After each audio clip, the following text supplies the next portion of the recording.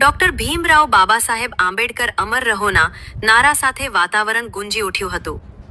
આ પ્રસંગે છોટા ઉદેપુર લોકસભા સાંસદ જશુભાઈ રાઠવા, નગરપાલિકા પ્રમુખ મંજુલાબેન કોલી, કારોબારી અધ્યક્ષ અલ્પાબેન શાહ, નગરપાલિકા વિવિધ સમિતિના ચેરમેનશ્રીઓ, પાલિકાના સભ્યશ્રીઓ, દલિત સમાજના આગેવાનો, નગરપાલિકાના કર્મચારીઓ મોટી સંખ્યામાં ઉપસ્થિત રહી ડોક્ટર બાબા સાહેબની પ્રતિમાને ફૂલહાર કરવામાં આવ્યા હતા।